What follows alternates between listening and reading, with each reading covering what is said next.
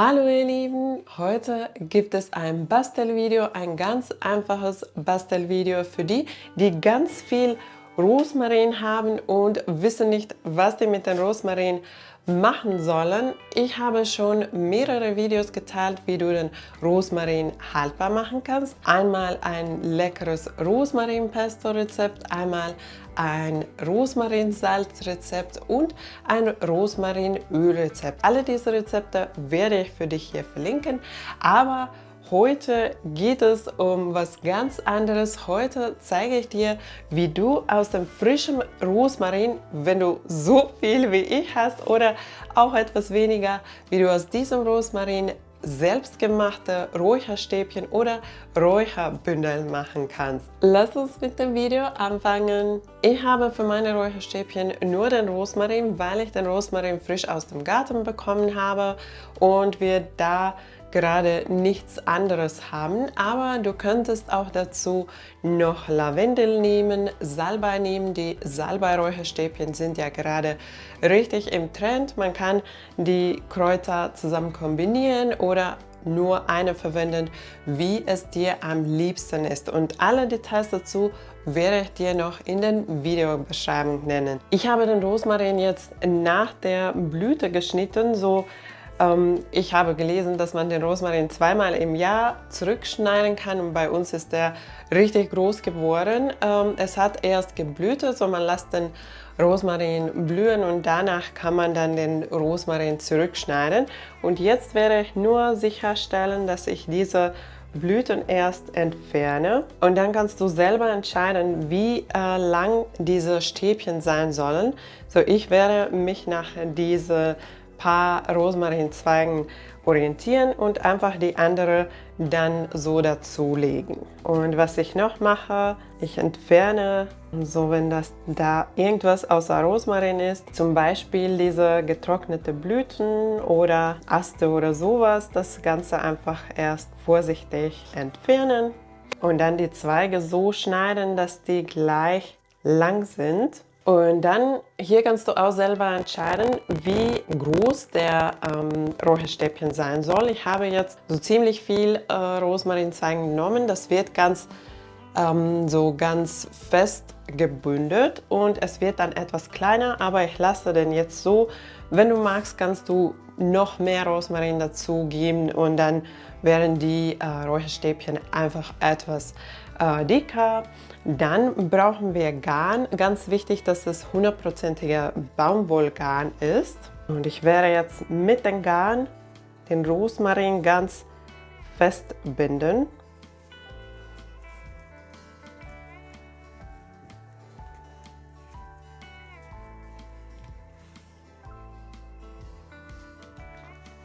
Die Enden werde ich noch so nach innen ziehen.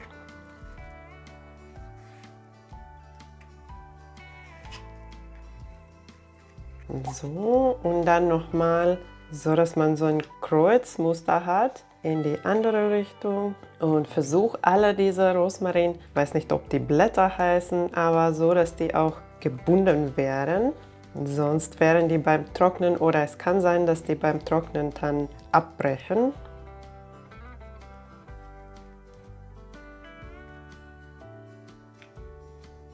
Und dann, wenn du magst, kannst du den Stäbchen natürlich einfach so lassen. Ich werde noch ein bisschen hier das schöner machen und abschneiden und dann diese kleinen Blätter, die so losgeblieben sind, auch etwas zurückschneiden.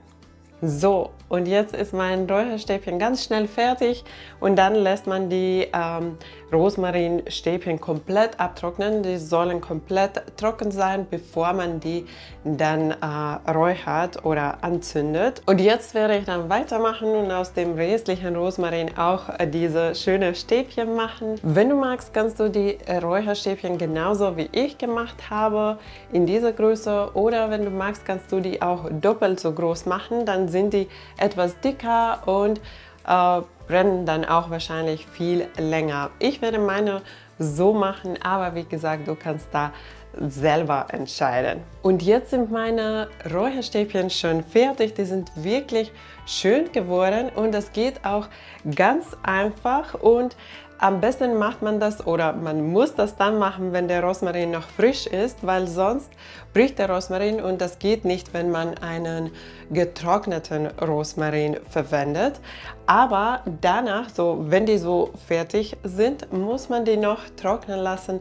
Dann kann man die erst verwenden. Man muss den Rosmarin komplett abtrocknen lassen, bevor man die Räucherstäbchen dann anzünden kann. Und am besten an einer kühle und trockene Stelle trocknen lassen, ein bisschen bedeckt von direktem Sonnenlicht. Ich würde eigentlich gerne die Räucherstäbchen hier so in der Küche hängen lassen und trocknen lassen, aber wir haben hier eine direkte Sonnenlicht morgens und mittags, deswegen werde ich meine Räucherstäbchen auf unserem Balkon trocknen lassen. Wir haben einen gedeckten Balkon, aber wenn bei dir keine direkte Sonne so in die Küche scheint, dann kannst du die Rosmarinstäbchen natürlich auch in der Küche abtrocknen lassen. Die duften wirklich schön nach Rosmarin und ich finde, diese Räucherstäbchen sind auch ein ganz schönes Geschenk.